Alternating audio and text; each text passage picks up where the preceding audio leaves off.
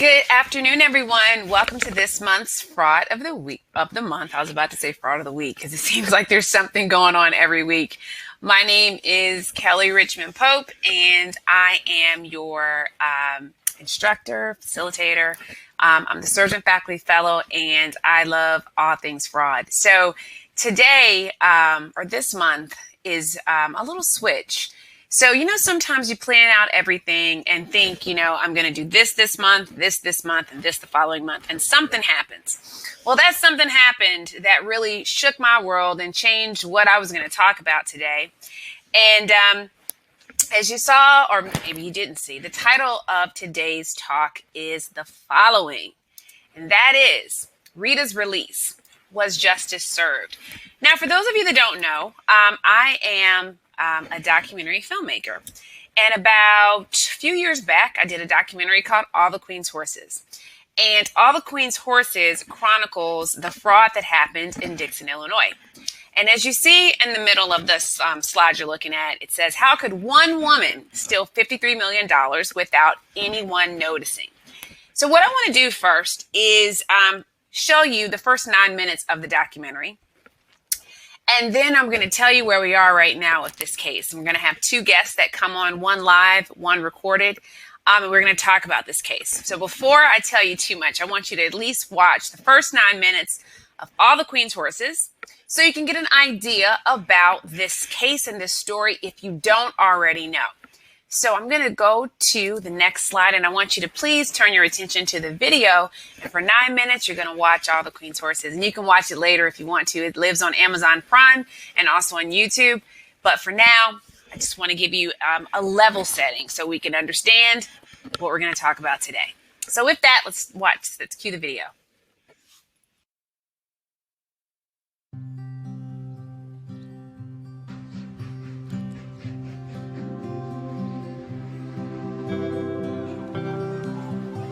Picture the small town of Dixon.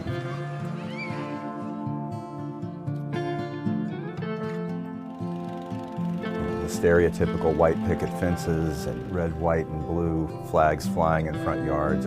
It's the hometown of Ronald Reagan. It's a community of about 16,000 population. Basically kind of a conservative county in a way. A month ago, I was at Old St. Pat's in Chicago, and the usher says, "Where are you from?" I said, "Dixon." He goes, "Oh, you're the town that the woman stole the $54 million from." It is the biggest case of municipal fraud in history. The tiny town of Dixon, Illinois, lost an astonishing $53 million to one government employee. If fraud at this magnitude is happening in Dixon, it can happen anywhere. Federal agents and local police carry out police for half a decade. 9 top officials accused of taking $150 million. Fraud is a local, national, and international problem. Over the past 5 years, we've seen a steady rise in fraud schemes, specifically embezzlement schemes committed by an employee within a finance position. Allegedly embezzling thousands of dollars from her $4 million. Embezzlement is a $3.7 trillion problem. Government entities are the second most frequent victims of embezzlement. A nationally renowned horse breeder, a city employee since the 1980s, and a world-class thief.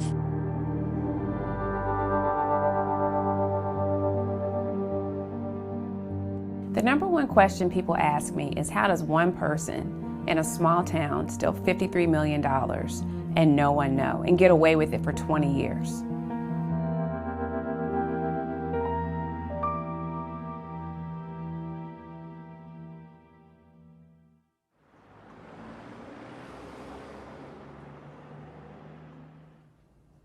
Rita and I worked together from 1991 up until the time she was arrested in 2012.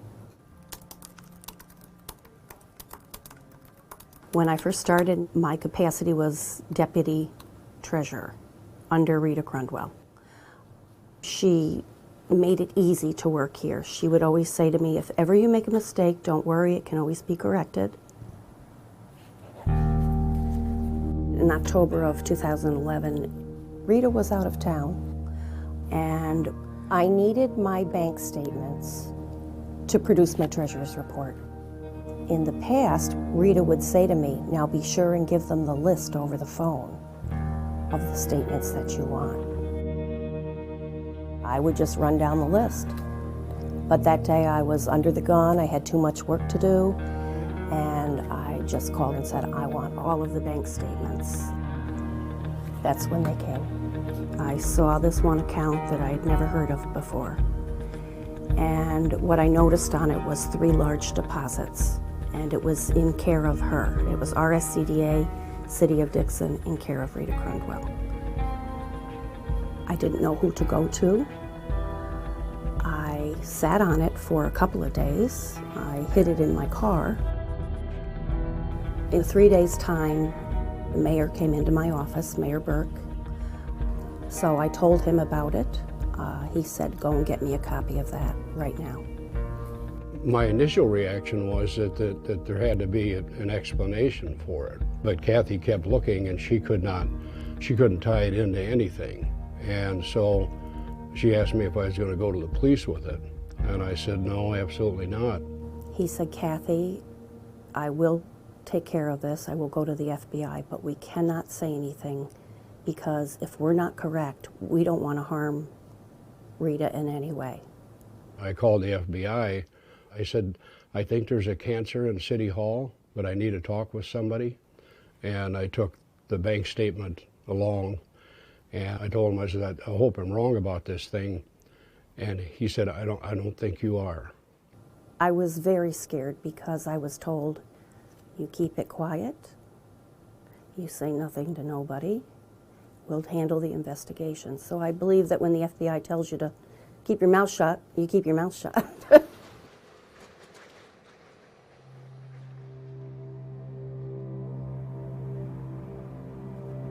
If the FBI needed any kind of documentation from here, I would come in early, I would make the copies, I would put them in a sealed envelope, put them on the mayor's desk.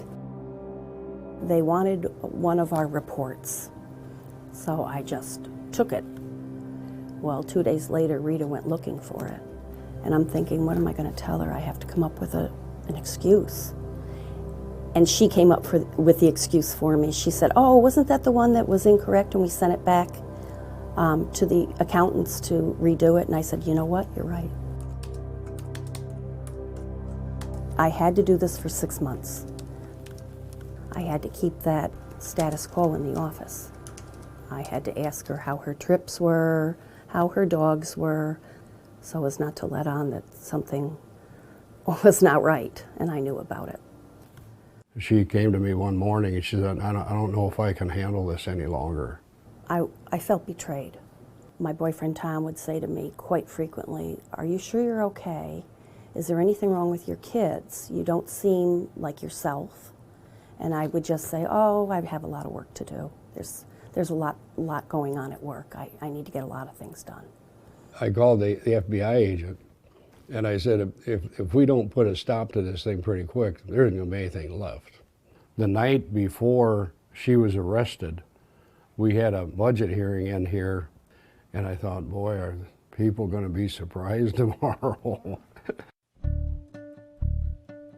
That morning, I went into the mayor's office. I said, Jim, I can't do this anymore. And he just looked up at me and he said, Kathy, today's the day. So I just called her on the intercom and I said, Rita, could you stop up here? And she said, sure. She came down the hall. I couldn't look at her because I knew right then and there they were already in the office waiting for her. So she come up the door and she said, yes, sir. I said, Rita, these gentlemen would like to ask you a few questions. And she said, sure. And I was looking right at her face. Her countenance never changed at all. So with that, I exited the office. And then just like that, there's like about 15 of them came into City Hall, come right upstairs, and they shut City Hall down. They sealed off the stairs. It was quite intense. She was in here singing like a canary. We never saw her. They took her right out through the council chambers and took her to Rockford. And immediately it felt like this weight had been lifted off my shoulders. This afternoon in the central Illinois town of Dixon, authorities announced a 60-count indictment against a woman named Rita Crunwell. So let's take a look at how Rita pulled off this scheme. There were 6 legitimate City of Dixon accounts at Fifth Third Bank. She routinely moved funds into the legitimate Capital Development Fund, but Rita then set up an additional 7th account no one knew about. To get the process started, she created phony invoices to justify payments for imaginary capital projects, such as fixing sidewalks and street repairs. These phony invoices triggered Rita's transferring money from the city's legitimate Capital Development Fund into her secret account. And it had a similar name to look like a legitimate city account. From her secret account, she wrote checks for her personal expenses, such as spa visits, jewelry, real estate, a motor coach, and of course, quarter horses. She did this process 179 times. The fraud that took place in Dixon is very textbook classic. It is those where we set up a side account, we mask it in the name of a government, and that one individual has control of money going in and money going out. It usually is simple. It doesn't have to be a complicated process, and I think that if she made it more complicated, she might have gotten caught sooner. Okay, so those are the first 9 minutes of all the Queen sources. Like I said, it lives on Amazon, Prime, and YouTube. So if you want to go see the rest, it's 71 minutes, and it's a good 71 minutes. Good use of 71 minutes. But let me tell you what happened. Last Wednesday, I think it was last Wednesday. Every day's a blur. Rita Crunwell was released from federal prison 8 years early, and I'm completely shocked, like completely shocked. And you might be shocked too, just watching that 9 minutes, because who embezzles $53.7 million, is sentenced to 19 years and 7 months in federal prison, and leaves prison after only serving 8.5 years? Why and how? So what I thought would be good today would be to talk to Jason Wadillo, who's retired from the U.S. Marshal Service as a few months ago. Jason was very integral on the Crunwell case, and he is joining us by phone. And I just have some questions for him, because I would love for him to explain why. Why did this happen? How did this happen? The city of Dixon is, I'm sure, in an uproar. And the people in the fraud community are just wondering, how in the world does this happen? So, Jason, are you here with me right now? Yes, I am. Good afternoon, Kelly. Hey, thank you so much for joining us. Jason, okay, what in the world happened here? Why is Rita, where is Rita, and how is she out of federal prison? Well, so Rita has not been released from federal custody per se. She remains under the responsibility of the Federal Bureau of Prisons. However, amid the global pandemic, she became eligible to serve her sentence, or the remainder of her sentence, on home confinement. And so she has been released from a correctional facility environment, and she is serving her sentence actively, certainly until October the 20th of 2029, another 8+ years. She is serving that again in home confinement. Last year, she wrote Judge Reinhardt, the federal judge who handled her case, who sentenced her to 35 months in federal prison. And she outlined a release plan had he agreed then, this was in April of 2020, to release her on home confinement. And in that release plan, he indicated that she would live with her brother in Dixon, at his home, on his farm, and that he would provide for her while she continued to serve her sentence. Now, let me digress and say that for your listeners, serving a nearly 20-year federal prison sentence in a federal prison certainly serves a very important message of punishment. The environment is not comfortable. It is, very regiment. They must rise each day at the crack of dawn. They must work, and they're, bunked up with a whole host of other inmates. And certainly serving now her prison sentence in home confinement does give the impression, does give the message that, she is sort of in a country club environment compared to a federal prison. And so, some of the criteria that allowed her to qualify was that she had served 50% of her prison sentence, that she was a model prisoner, that is, was on good behavior, had no conduct issues. She was a nonviolent offender. Certainly fraud is a nonviolent offense. She had no detainers filed against her, meaning no other jurisdiction had prosecuted her or wanted to prosecute her, nor was she subject to any other prison sentences, for example, through the state of Illinois. And so there was this criteria that the administration outlined last year under former Attorney General Barr. And, she did not qualify last year. So she had not yet served 50% of her sentence. I think she did hit the marks for the rest of the criteria. But now, last week, she presumably crossed the threshold of serving out that 50% sentence, and she became eligible. So also for your listeners, they should understand that there is no parole in the federal system. So when a judge sentences you to 19 years and 7 months, you are required to serve no less than 85% of your sentence. And you are entitled to 54 days a year of good time. That is, if you behave, you are not a problem for the correctional officers. You comply with the rules. You take certain training programs. You sort of stay out of trouble.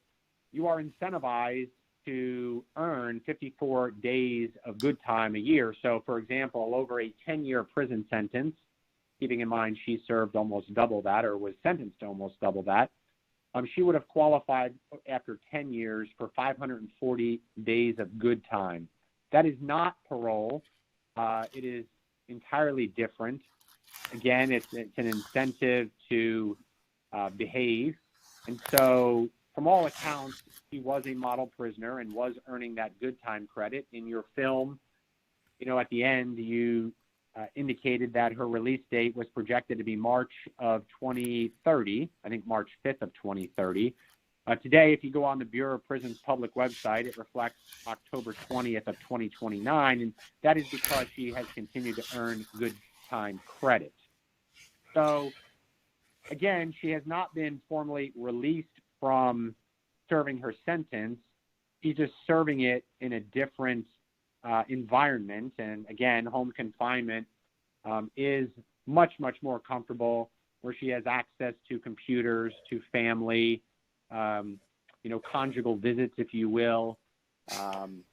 But she is still required to follow BOP rules. They do check in on her from time to time. And if she's not where she's supposed to be, where she violates those rules, she is subject to being returned immediately to a prison environment. Okay, so Jason, you retired now, so I can ask you this question directly, and hopefully you can just answer it with one word. Is this fair? It is not a good message from my perspective, based on my experience. Again, it does not serve a message of punishment. It does not serve a message of deterrence for other offenders to engage in this type of conduct. I mean, let's face it. Rita Crunwell stole roughly $54 million in public funds. And her original sentence of 19 years, 7 months equated to less than 1 year for each year of her theft. And so now take into account that she served less than 8.5 years in a penal environment, a correctional environment. And, it certainly and understandably explains why Dixon officials, Dixon residents, the victims in this case, why they are fuming, and understandably so. However, the administration, both current and the former administration, so this is not a partisan issue.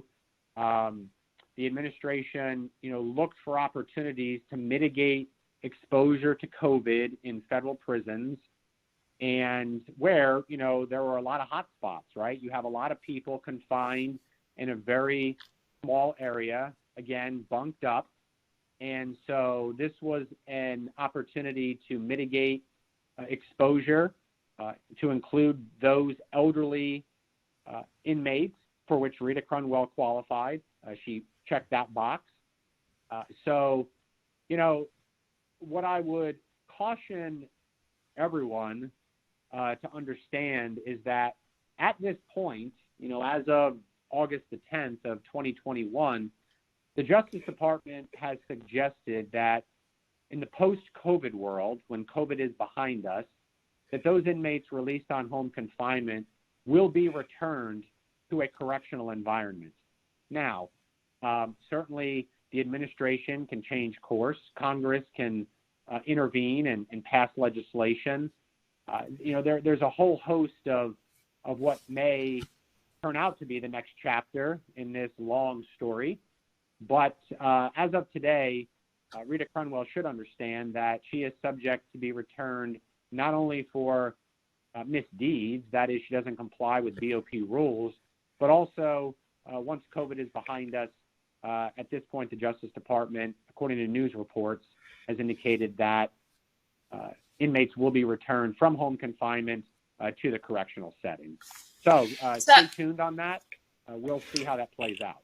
That's the second documentary to All the Queen's Horses. If she has to go back to prison, you might even come out of retirement if she decides to run. You might even come back. Who knows? There's a couple questions in the chat that I wanted to direct to you, and that is about restitution. So when you are on home confinement, how do you make your restitution payments? And Rita's restitution probably is around 91 million, maybe 92 million right now? I don't know if you... So she still owes a significant portion of the $53.7 million that Judge Reinhardt imposed in the restitution judgment.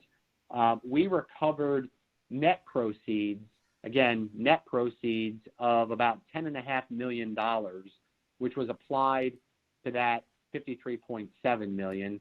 So you can do the math, and she still owes some $43.5 million in restitution. On top of that, the court assessed a forfeiture penalty, and that equates to $53.7 million. And so, her original debt was assessed at about $107 million. So she's probably owes in the range of $97 million.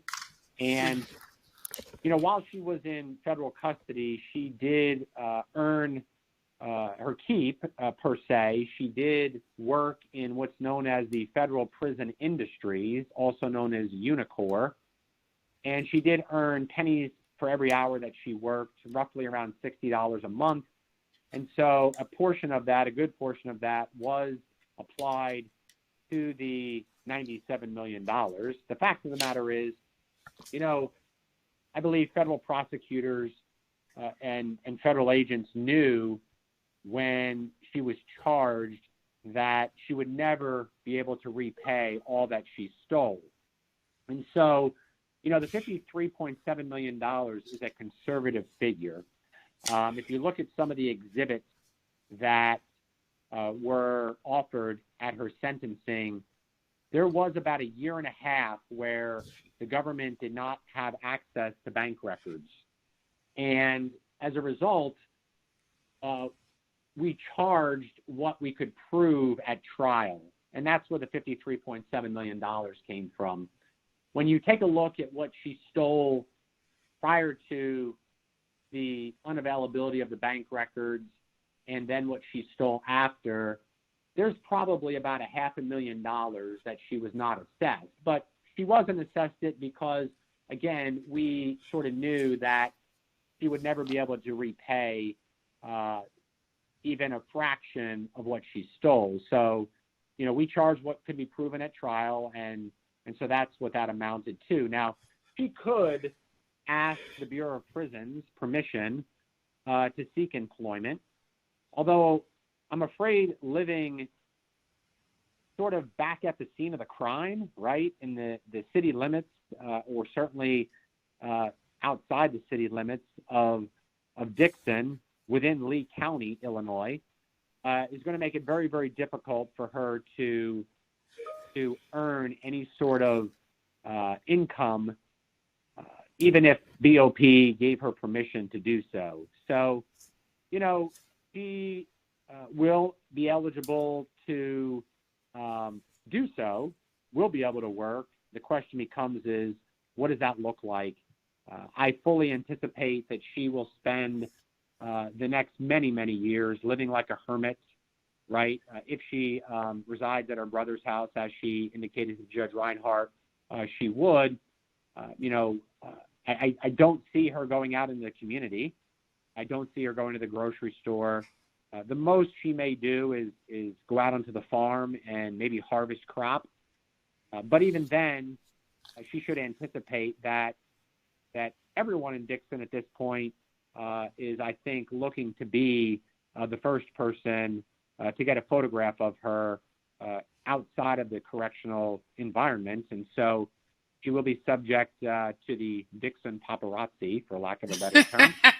So I anticipate that she will spend much of her time indoors and serve that out. Now, you know, one thing that I find interesting is that, you know, when she wrote Judge Reinhardt, and I applaud the court for making public that letter that she sent to the court last year pleading for early release, or I shouldn't say early release, but pleading for home confinement.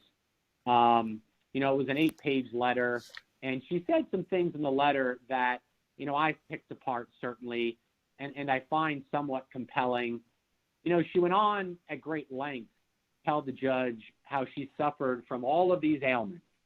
I mean, she suffered from chronic hypertension, high cholesterol, chronic pain, from scoliosis, the pinched nerve. She says that she only has 56% usage of her kidney. She went on and on and on to talk about all the reasons why the judge should grant her home confinement. But then she closed the letter by saying that, you know, she says, please recognize the effort that I have made my entire incarceration and allow me to return to my family while I am still healthy and they are still alive. So, you know, those statements sort of contradict one another, right? She goes on at the beginning of her letter to talk about all of her health ailments as a reason why she should be released. But then she pleads with the judge to release her, quote, while I am still healthy.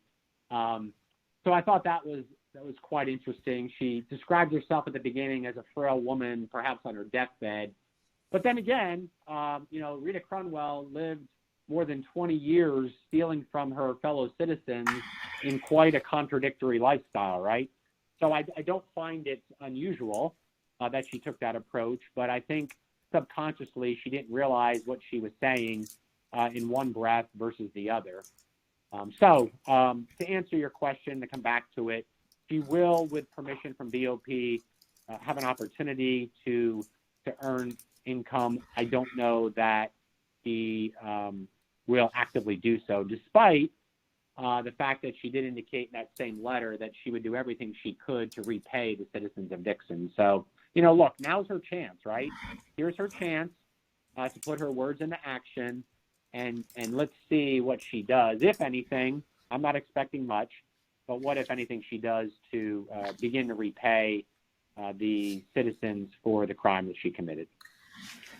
So, Jason, there's a question in the chat, and I don't know how familiar you are with Kwame Kilpatrick and his case, but he was the Detroit mayor that was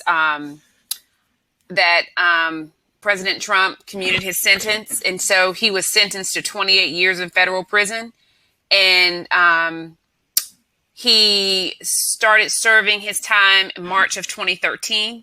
And his sentence was commuted in January of 2021. So similar time frame. So I don't know if you're familiar with that sentence, but someone in the chat posted that Trump let Detroit mayor out after serving a short time compared to what it was supposed to be. So I think this person is implying that this is seems to be a trend at times. Do you have any? Anything to add to that? So I'm somewhat familiar. Yeah, I'm somewhat familiar with that case. I did see that in the press, and so as I suggested earlier, this is not a partisan issue, right? I mean, we had two administrations on opposite sides of the aisle who, are releasing inmates now. Under that particular case out of Detroit, his sentence was commuted, meaning he. And I haven't read the commutation. I'd have to go back and read it. You have to read it very carefully because in some cases it does not absolve someone of their period of supervised release while they're on probation. I don't believe that the president would have had the authority to absolve any restitution that might have been owed. So, presumably that defendant still owes restitution. In this case, in Rita's case, her sentence wasn't commuted. She did not receive a pardon, although one small fact that people may not know is she certainly applied to the president and asked for a commutation and a pardon, for which was denied. So she is still under the watch of the Bureau of Prisons until 2029. The question becomes is where she will serve out the full term of her sentence. Will it be on home confinement? Or, again, in the post-COVID world, will she be returned back to prison? And that, again, stay tuned. We all will sit back and watch and see how that plays out. Okay, so, Jason, I'm going to ask you one last question before I go to the next phase of this, and that is, did you ever think, once you retired, that you would still be talking about this in this way? I did not. Look, the fact of the matter is, back on April the 30th of 2013, this would have been a couple of months after she was sentenced in her federal case. Then Lee County State Attorney announced that she was dismissing 60 counts of theft against Rita Crunwell. And the reasoning was because it served no useful purpose, meaning the cost associated with trying Rita Crunwell would have amounted to a prison sentence had she been convicted on the state charges that would have run concurrent with her federal sentence. Now, back then, had the state attorney ever envisioned a global pandemic may have resulted in Rita Crunwell's early release from a correctional facility, even on home confinement, I have little doubt that they would have prosecuted her at the state level.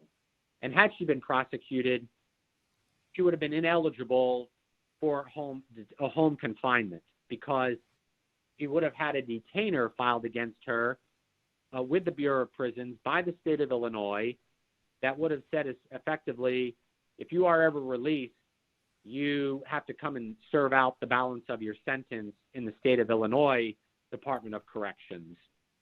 And so, no one had a crystal ball back then. No one anticipated a global pandemic. I certainly didn't. I anticipated that Rita Crunwell would serve out certainly 85% of the 19 years, 7 months of prison time, and that, you know, some 8 or 9 years after I retired, she would be released and then would integrate herself back into her community. But no, I certainly did not anticipate that this chapter of this story, this incredible story of the single largest example of municipal fraud in American history would play out the way that it now has. And again, it is understandable. It is clear why the residents, the city officials are angry. But again, this was the Justice Department's attempt to mitigate COVID exposure in prison environments where individuals are in close quarters. So, Jason, I'm not sure if you want to or you have the time to hang on, but you don't have to. What happened in my life is once Rita was released, I started getting messages from residents of Dixon like, did you hear she's out? Is she out? Did you hear it? I'm like, there's no way this woman is out. Like, you know, I didn't believe it. And so when it was confirmed, and, you know, I sent you a text. I think I sent you a text like really late at night to like, Jason, this is not true, is it? And, you know, you and I went back. And so I posted on LinkedIn the article that confirmed that she was home. And that started its own conversation. I mean, so many people were just shocked. And what happened was there was one person who's an attorney. He's a defense attorney. His name is Doug Passan out of Scottsdale, Arizona, wrote that she received the right, she served the right amount of time. And so Doug couldn't be here today, but I did record a short interview with him. And I want to play for the audience some of the things that he said to really justify why it's okay that she was released after serving 8.5 years. And so I'm going to go to that part of the conversation. So you can stay on or not. I know you're retired, so this is great for you to come. But you might find this interesting because I think his goal in entering into this conversation was to offer a different perspective as to why this is okay. And I've seen a couple people that are supporters of white-collar offenders come out and defend her ability to be on home confinement right now. So I think our viewers, our listeners will find this interesting, this next phase of the conversation in comparison to what you've already explained. So we're going to move on to that segment now, okay? Yeah, that's fine. I can stay with you till the top of the hour. Oh, perfect. Okay. So as you all heard me say, Doug Passan is an attorney. And he has a very interesting background because he creates empathetic documentary films, sentencing films to show to judges, to help judges empathize more with the person that is being sentenced. So I'm going to go over to Doug's video now, and we'll play a good percentage of it. I know we have only 20 minutes left, but since you're going to stay, Jason, it'd be interesting to hear what he says about this. You'll find it really fascinating. So we're going to cue that second video. This is a Zoom call that was recorded over the weekend. So I think you'll all find this very interesting. Hi, I'm Doug Passan. I'm an attorney in Scottsdale, Arizona. I've been in practice almost exclusively in criminal defense for 25 years now. And my specialty is sentencing mitigation. So more specifically, I make movies for clients who are facing sentencing in front of a judge to help the judge better understand who that client is and why they did what they did. So that's kind of the perspective I'm coming from. Maybe we can show one of your clips too. I remember, and I have to tell you, the clip that you did for my colleague, Bob Lattis, he's out too. So we'll get to that. Nice. Yeah. So that's good to hear. The reason I wanted to talk to you is because on Wednesday, this past Wednesday, what date? I can't even remember the date of Wednesday. Today it just knows the 8th. But this past Wednesday, Rita Crundwell was released from federal prison. She was sentenced to 19 and a half years for embezzling $53.7 million. And when she was released, I mean, it hit the news waves like in seconds. And people were outraged. I was shocked, and I posted an article about it on LinkedIn, and immediately people just were reading it and responding to it. Most people saying they were shocked, most people saying they didn't have faith in the criminal justice system, but you offered a very different perspective. And so I want you to just tell the audience what you said first, and then what sparked the other outrage that led to what you said. Yeah. Well, so of course we're connected on LinkedIn, so I'm always keeping track of your great work, and so I saw that, and I'm familiar with the case and your awesome documentary, which I've seen. So I was particularly interested in the comments, and so what I first noticed was a lot of those comments that I was seeing were either people who were kind of victims who are residents of Dixon who were really upset, and then people in your educational orbit who know about the case and who've learned from the case and who were kind of horrified that she got out after not even having to serve half of her sentence. But what I didn't see was any comments from anyone who actually has like a broad view of the criminal justice system, especially the federal system. And so 8.5 years she served on an almost 20-year sentence. And I don't love to jump into the social media fray because I know that, it's gonna be tough. But all I wanted to suggest was that maybe there was some perspective would be helpful from the bird's eye view of fraud cases in the criminal justice system. And the truth of the matter is, 8.5 years for a white-collar case, even involving $53 million, is a very significant sentence. And I think people were stuck on the fact that, well, she got sentenced to almost 20 years. It was 5 months short of a 20-year sentence. And so the fact that she didn't have to serve that entire sentence was what was so outrageous to people. And so I just kind of wanted to offer some perspective. And so I dug into the case. I dug into the sentencing statistics, because you can analyze by jurisdiction, by judge, by country, by, who is in the exact same sort of sentencing guideline situation as Ms. Crundwell was, and then compare her sentence with other sentences. And I have this great colleague, Mark Allenbaugh, who runs sentencingstatistics.com, and he did a statistical analysis on the fly. And you want me to go into those? Yes, please. Okay. That'd be great. So from 2010 to 2020, there are 84 defendants sentenced under the exact same federal guideline that she's sentenced under. I don't have time to go into the federal guidelines. It's a very complex calculation, but there are specific categories that an offender falls in based on the crime they committed, the amount of loss, and their criminal history. So we zeroed in on who was exactly situated as Rita was for those categories, and what we found out was the average sentence imposed for an offender who committed a crime like hers, and we're going to table like hers because every crime's different, but 96 months, 96.6 months is the average sentence that somebody's going to get for that fraud with that dollar amount. And there was only one, what we call an upward departure, because the guidelines in this case, their recommendation, the low end was like 151 months, and I think the high end, do you remember? It was like 188 months or something like that. I don't remember. Anyway, the guidelines, the judge has the discretion to go lower or higher in most cases. So the judge went high all the way to what was the statutory maximum of 20 years. He gave her almost 20 years. He gave her 235 months. And so that was only done one time, and that was for Rita Crundwell.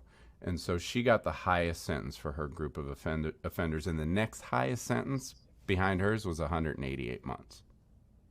And so this 8.5 years that she ends up serving is basically a 10-year sentence, because in the federal system, you earn good time credits. So she essentially served an ordinary 10-year sentence for this crime, which in and of itself is still higher, way higher, than the average of any other person who did what she did.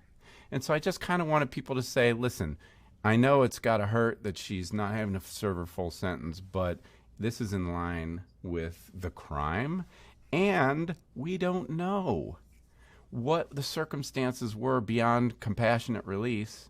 You know, what's going on with Rita Crundwell that allowed either the BOP or a judge to make the determination that, yes, it was, in fact, in the interests of justice to release her before the end of her sentence. Does that make sense? That's a lot. I know it's a lot to digest. It's a perspective that I've never thought about. I mean, especially when you look at the data, and the data always speaks, right? You look at the data and you hear that of the people that in her time ban was 90, you said 96 months? 96.6 is the average, yeah. So, I mean, and the median, so I'm not a statistical guy, so don't ask me to explain the difference between average and median, but average 96.6, median 98.5. So when you look at that and she served 8.5, she's right there. Mm-hmm. Yeah. So let me ask you this then. Well, actually, no, she's above there, because the time that she served would have been the equivalent of her getting a 120-month sentence, a 10-year sentence. Because if she would have gotten a 10-year sentence, she would have been released now after 8.5 years. So if these 96.6-month sentences, they would have been released in whatever 7 years, something like that. So she's still. So I wanted to just stop there and let that sort of marinate in your mind, because I thought that it was a really interesting way to think about she's living like this.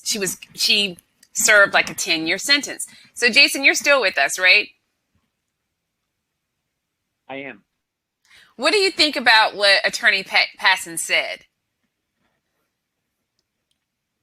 Well, he represents the defense side of the table, if you will, and so I certainly appreciate his commentary. What I can tell you is, having been a part of the prosecution team in this case, you know, I sat through the sentencing on Valentine's Day of 2013, and one of the arguments that Judge Reinhart accepted from the government was that there were a number of aggravating circumstances that should have prompted an upward departure that he made reference to. And the judge did, in fact, depart upward in this case. And a couple of the aggravating factors were that while this more than 20-year crime, spanned more than 2 decades, it wasn't her first offense. So there was evidence presented at the sentencing that she had stolen money prior to this trend of siphoning off money from the city to build her equine empire, that there was a sister city organization that sponsored officials from other countries, and that at the time Rita sort of oversaw that budget, and then she had stolen from that fund as well. And so it wasn't as though this was a single act that, albeit continued for 20 years, that there was other crimes for which she had not been charged.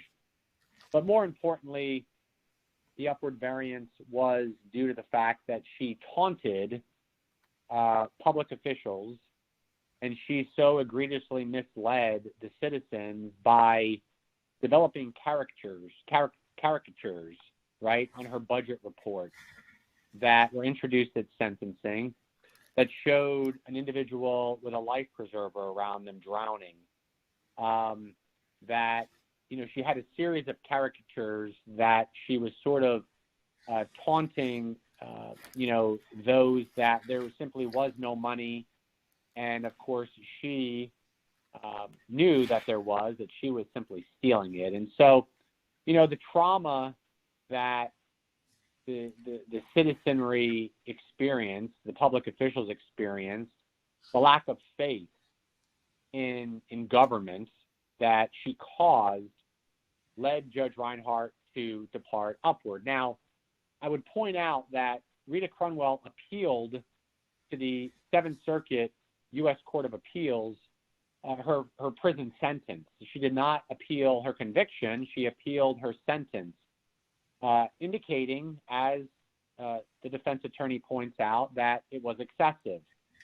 And the Seventh Circuit came back and certainly disagreed with her and affirmed the district court's sentence of the 19 years and 7 months, the 235 months. And so, I hear his explanation. I hear what the average may have been. But as he also points out in his commentary, each case is different. Each case is unique. There are different sets of facts for which judges individually, assess a sentence. And the facts involving Rita Crunwell's theft, I believe, merited the 235-month sentence. Keeping in mind, as I said earlier, it equated to less than 1 year, right, for each year that she was stealing millions of dollars from city coffers. And so, now if you, reduce the sentence to, less than 8.5 years, and you divide that by the $54 million, now we're talking what? On average, $6 million a year. And so there are some people in society, I'm not one of them, but there may be others who would go off and serve a federal prison sentence to be able to steal $6 million. The benefit in this particular case is this is where the power of asset forfeiture comes into play. And so, had she been released on home confinement after 8.5 years and had access to all of the assets that she acquired as a result of her crime, boy, that really would have sent the wrong message. But, Congress passed laws back in 1984 that allowed the government to pursue both the proceeds of her crime and all the assets that were used to facilitate her crime. And we did just that. As you well know, we took everything. We seized and forfeited any asset that she owned, including her show clothing, all of her real estate, her vehicles, the motor coach, the 20% interest in her family trust. Anything that had value, I pursued for forfeiture, and we were successful in that endeavor. That's what resulted in the net proceeds of $10.5 million. We went after her pension, her 401k contributions. I'm convinced that there is nothing that she owns today, nor will she ever own anything else in her lifetime that the federal government will not pursue to liquidate and turn those proceeds over to her victim. So those are my comments in listening to the other side's view. I don't certainly discount anything that was said. I appreciate the commentary, but my response is, as I just articulated, I think this case was a little different, and the judge saw it that way as well, as did the U.S. Court of Appeals. So we have a couple minutes left, Jason, and this is to our attendees. What you're seeing on screen right now is the letter that Jason referenced earlier. And so if you do a Google search of my name and Forbes, that you'll get the article that I wrote about this. Will jail Dixon embezzlers be released from federal prison? And at the end of it, you'll see the 8-page letter that Jason referenced that Rita wrote. She actually talks about all the Queen's horses in her letter, but she just calls me that lady that made the movie. But anyhow,